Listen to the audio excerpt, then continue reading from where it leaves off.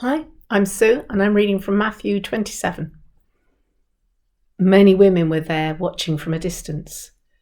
They had followed Jesus from Galilee to care for his needs. Among them were Mary Magdalene, Mary, the mother of James and Joseph, and the mother of Zebedee's sons. As evening approached, there came a rich man from Arimathea named Joseph, who had himself become a disciple of Jesus. Going to Pilate, he asked for Jesus' body, and Pilate ordered that it be given to him. Joseph took the body, wrapped it in a clean linen cloth, and placed it in his own tomb that he had cut out of the rock. He rolled a big stone in front of the entrance of the tomb and went away. Mary Magdalene and the other Mary were sitting there opposite the tomb. After the Sabbath, at dawn on the first day of the week, Mary Magdalene and the other Mary went to look at the tomb. I'm reading a meditation from a book called The Women of Easter by Paula Gooder. It's spoken from Mary Magdalene's point of view.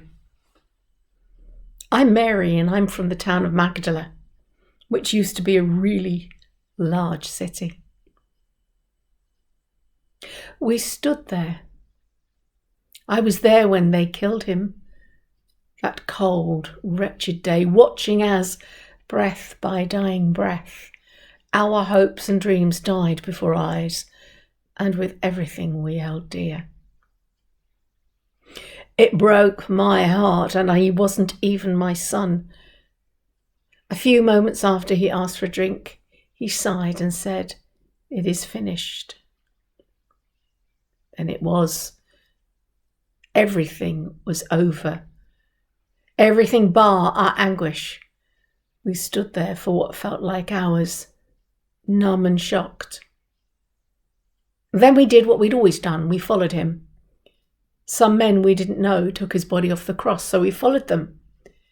They took him to a tomb nearby, so we followed them. We watched as they buried him. They didn't anoint him or use spices. They were in too much of a rush before sundown. They put his body on the ledge and rolled the stone across the entrance and then went away. We stood at a distance, unsure what to do next. We couldn't do anything the next day, it was the Sabbath, but we'd agreed that we would come back early on Sunday morning before anyone else was up. We women would anoint him then. You may be thinking that we hadn't thought it through, and you'd be right. Grief does that to you. We had no idea how we would roll the stone away. The whole task, not just the rolling of the stone, but the anointing and the ceremony of it, was a man's job, really. Normally, our job was to lead the lamentation. Therefore, perhaps they'd like to know where he was laid. I found out where they were and hurried around. "Who is it?" An anxious voice replied in response to my frantic knocking. "Mary from Magdala," I answered. The door opened a crack. "What are you doing here? They might find us." James's anxious face peered out. "Who?" I asked, bemused. "The Romans. They always kill the followers after the leader." I pushed my way in, but Sue saw that there was little hope in it. The terror in the room was palpable. Peter sat in the corner, rocking and weeping. "He's been like that ever since Thursday evening," James said sadly. "We can't get a word out of him."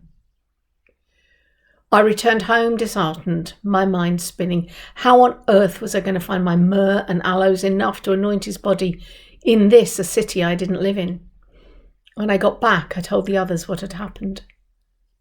"I wish I'd kept my jar of nard now," said Susanna wretchedly. "I'd no idea we'd need it so soon." "Sweet girl," Jesus' mother said from across the room, stirring herself from her grief-ridden stupor. "You honoured him in life. No gift is greater than that. We will find the spices we need." And she was right, we did. We spread out across the city, begging, borrowing and buying what we could.